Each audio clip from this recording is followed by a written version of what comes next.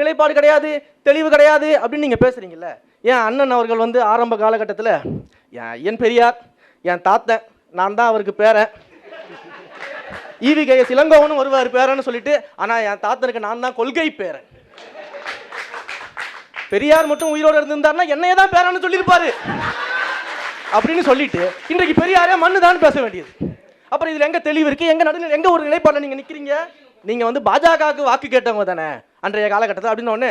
என் தம்பிகள்லாம் புத்தகம் எழுதியிருக்காங்க, பாஜக யார் பி டீம்னு சொல்லி புத்தகமே நாங்கள் எழுதியிருக்கோம். எதற்காக நாங்கள் கூட்டணி வச்சோம், எதற்காக நாங்கள் பாஜக ஆதரவு தெரிவித்தோம்? ஈழத்தில் தமிழினத்திற்கு துரோகம் விளைவித்த காங்கிரஸை இந்தியா முழுவதும் அகற்றுவதற்காக நாங்கள் வந்து பாஜக ஆதரவு தெரிவித்தோம். சரி, அடுத்தது தமிழ்நாட்டில் ஈழத்துக்கு எதிராக துரோகம் விளைவித்த, ஈழத்தமிழர்களுக்கு எதிராக துரோகம் விளைவித்த திமுகவை அகற்றுவதற்காக இலை மலர்ந்தால் ஈழம் மலரும் நாங்கள் சொன்னோம். சரி, இப்போ தான் மெயின் சப்ஜெக்ட்டுக்கே வராங்க, சம்பவ இடத்தை நெருங்கிட்டாங்க. இப்போ அடுத்தது தாவேகாவை வந்து நாங்கள் வீழ்த்தணும், அதற்கு நாங்கள் திமுகவோட கூட்டணி சேர்ந்துருவோம். இது ஒரு நிலைப்பாடா? திமுக ஆதரவாக நாங்கள் பேசுவோம், இது ஒரு நிலைப்பாடா? ஆனால் நல்ல காம்பினேஷன், கூட்டணி யாரோடையும் சேர்றேன்னு சொல்ல நல்ல காம்பினேஷன். சரி, பதறாதீங்க பதறாதீங்க, வர சொல்றேன், கவலைப்படாதீங்க. பிரதர் பிரதர் பிரதர் கேக்குதா? உட்காருங்க உட்காருங்க உட்காருங்க உட்காருங்க. என்னன்னா இது? சாரி அண்ணன் சொல்றாங்க.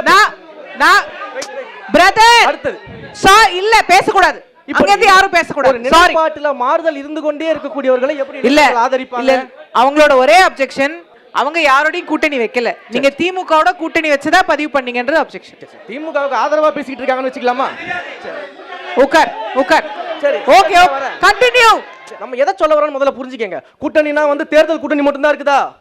தேர்தலை தாண்டி ஒரு நட்பு கூட்டணி கிடையாதா? ஏன் அப்படி எதுவும் இருக்க கூடாதா? ஏன் நீங்க அதை வந்து எல்லாமே நீங்க தேர்தல் கூட்டணியாவே எடுத்துக்கிறீங்க? ஒரு நட்பு ரீதியான ஒரு கூட்டணி இருக்கக்கூடாதா யாருக்கும்? அப்படி எடுத்துக்கங்க. அது வந்து சொல்றேன், பின்னாடி நீங்க ஓட்டு கேட்டீங்களா அந்த மாதிரி தான். இதுல இதுல இதுல இளைஞர்கள் ஏன் வந்து உங்களை ஏன் இது வரைக்கும் உங்களை தெய்க்க வைக்கல அப்படின்னா, யோசிச்சு பாருங்க.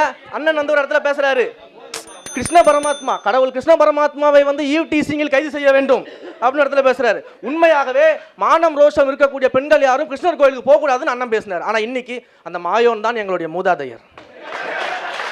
இது அண்ணன் பேசினது. ஐயா கேப்டன் விஜயகாந்தை பத்தி என்ன பேசுனாங்க? நல்ல கண்ண ஐயாவோட கம்பேர் பண்ணி என்ன பேசுனாங்க? ஆனா இப்ப என்ன பேசுறாரு? கேப்டன் விஜயகாந்த் அவர்கள் அரசியலில் வேணால் ஆட்சியில் வேணால் ஆளாம இருக்கலாம், மக்கள் மனதை என்றும் ஆண்டு கொண்டிருக்கிறார். அப்ப இத்தனை மாறுபாடு இருக்கிற நீங்க எங்களை பார்த்து உங்களுக்கு தெளிவில்லை, உங்களுக்கு அரசியல் தெரியல அப்படின்னா